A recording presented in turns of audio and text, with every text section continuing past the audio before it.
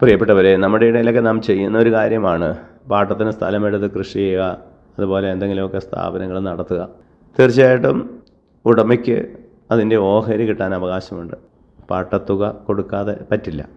ഇന്നത്തെ വചനത്തിൽ നാം കാണുന്നത് അങ്ങനെ പാട്ടത്തുകയോ ഓഹരിയോ കൊടുക്കാൻ മടിക്കുന്ന ഒരു സമൂഹം.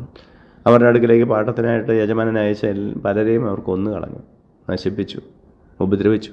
അവസാനം പുത്രനെ പോലും അവർ ബഹുമാനിക്കാതെ പുത്രനെയും കൊന്നു, കുരിശിൽ തറച്ചത്. പ്രിയപ്പെട്ടവരെ, ദൈവം ആണ് ഈ പ്രപഞ്ചത്തെയും പ്രപഞ്ചത്തുള്ള സകലതിനെയും സൃഷ്ടിച്ചത്. നമ്മെ സൃഷ്ടിച്ച് നമുക്ക് ജീവൻ നൽകിയത് അവിടെ നിന്ന് തന്നെയാണ്. പിന്നെ നമ്മുടെ ആരോഗ്യം, നമ്മുടെ കഴിവുകൾ, നമ്മുടെ സമയം, നമുക്ക് അറിവ്, ഇതെല്ലാം ദൈവത്തിൻ്റെ ദാനം തന്നെയാണ്. നമ്മൾ അധ്വാനിച്ചിട്ടുണ്ടാകും, പക്ഷെ ഫലം തന്നത് ദൈവമാണ്. അപ്പോൾ തീർച്ചയായിട്ടും നമുക്ക് പാട്ടത്തിന് തന്നതാണ് ഇതെല്ലാം. അതിൻ്റെ അവകാശം, അതിൻ്റെ ഒരു ഓഹരി നമുക്ക് കൊടുത്തേ പറ്റൂ ദൈവത്തിന്.